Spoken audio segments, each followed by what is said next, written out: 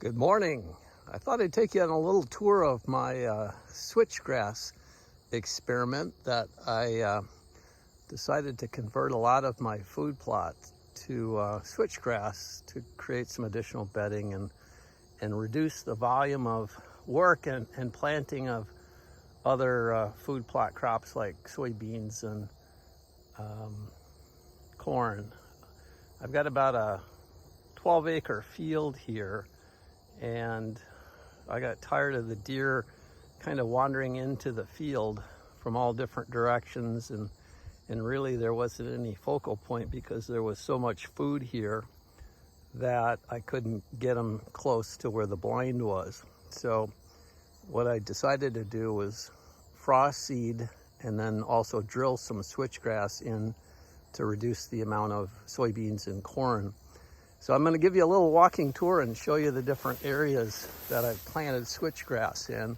The idea is to surround the field and sort of encapsulate it and create some little compartmentalized areas to try to get the deer to funnel and feed in certain areas. So I've got switchgrass around a lot of the plot. Here you see some frost-seeded big rock switchgrass. I've got a corn screen around the beans that I planted just for this year, but I think in future years I wouldn't even need to plant the corn, but I'll probably put some in anyway. The area you see in front of me on the left is frost-seeded RC big rock, and the area on the right is drilled. And we had a crazy wet spring and summer so far, and there was a lot of standing water in this field. And you can see there are areas like this that there's switchgrass here and there, but I'll probably have to reseed it.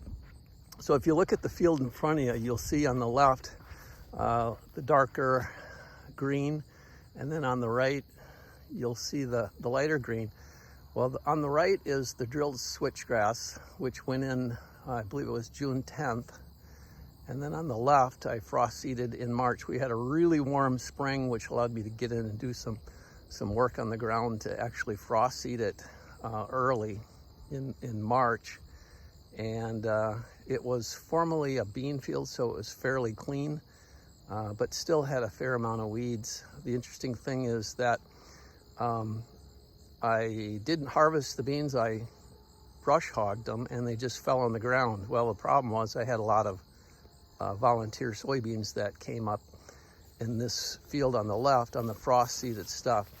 The area on the right was more grassy, wet bottom area, and so I had to let that dry out and couldn't do any seeding until June by the time I got this prepped and ready to go.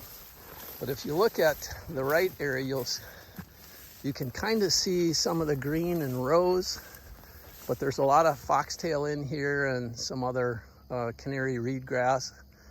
And the switch is doing really well. You can see some of the switch in here is growing higher than a lot of the other weed seeds. So that's good to see. There's just a ton of switch in this area, and it's starting to outcompete, I think, some of the foxtail and other weed grasses in here. I'm most impressed with the frost-seeded switchgrass, even though there's quite a few weeds, summer grasses, annual grasses. The switchgrass is getting to 3 to 4 feet high in a lot of areas, but you'll still see there's a lot of foxtail in here, and I have a lot of this, I believe that's called witchgrass. You'll see the seeds coming up on that. There's a lot of sedges in this field as well. So there's a great deal of crabgrass, and I never learned so much about the different types of weed grasses until I started playing around with this switchgrass. So I still don't know the names for all of these weed grasses. You can see here's some other ones. It's just crazy, the different types of grasses that came up. But if you look through these weeds, you'll see all these tall, spiky stems coming up. That's all switchgrass. So it came up and it's really heavy, and it's looking really good.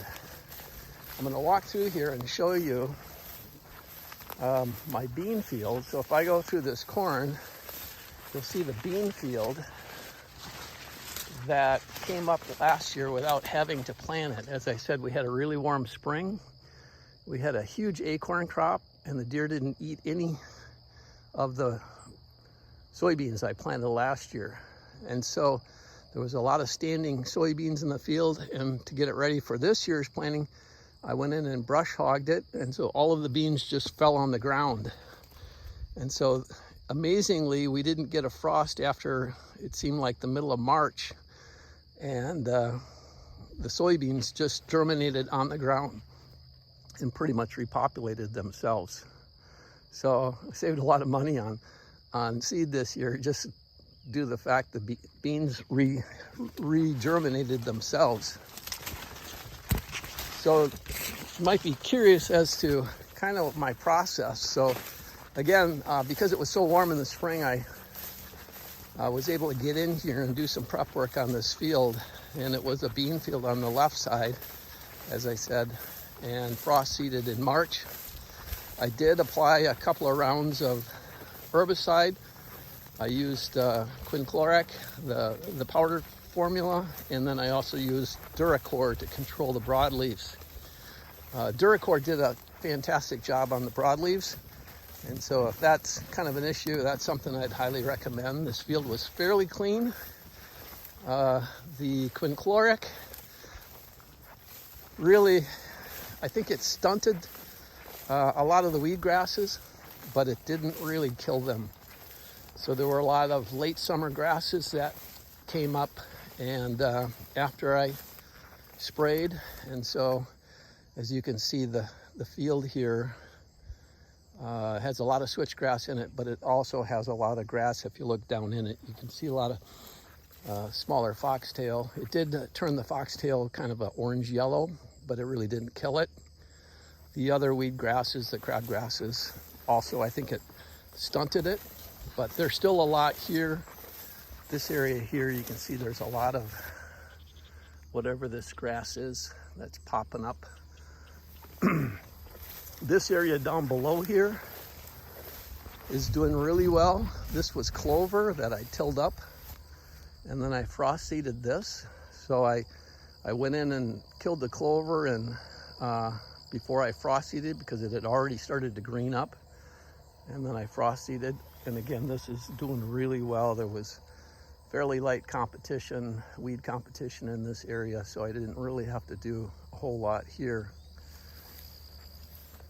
So I'll just kind of pan around the area here. I have a clover plot down there. There's apple trees around the field here. I have a few diversity pockets here. See more apple trees along the front here. So the idea is that blind is going to be completely surrounded in switchgrass. I do have some miscanthus grass that's planted around the blind itself. Next year, I don't know if I'll plant the corn, but I'm using that kind of as a screen this year. So I'll pan around this way. So you can see there's about 3 acres of switchgrass that I planted this year. There's another diversity pocket over there. I've got conifers and oaks and some wild plums growing over in the diversity pockets there. So this is about a 12-acre field. I've got 80 acres to my west here. So there's a big swamp out there. The big bucks like to lay out in that swamp there. And what I'm trying to do is create travel corridors that come out of the swamp and come out of the woods to the north and the south, and then have them come into this core area of my food plot. So I'll be able to really get them to come in where I want, versus have them wander around the field and having too much food pretty much anywhere they go. So as far as the next year, hopefully next year there'll be less weed competition with this switchgrass sort of dominating, and probably throw some simazine on it early spring, and then I'm hoping it'll be good to go.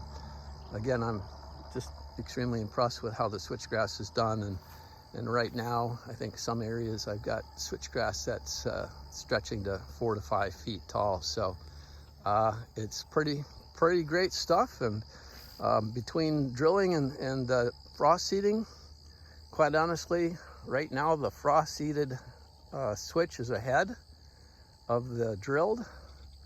I think it's had a longer growing season because of the early warm up here in Wisconsin. I'm in the central part of the state. So we had an abundant amount of moisture, I think, which has really helped as well. So I don't know. I think either method can work. It's just a matter of whichever method fits your whatever capability you've got. And definitely would recommend going with the RC Big Rock seed. So hope you enjoyed the video, and good luck on your switchgrass project.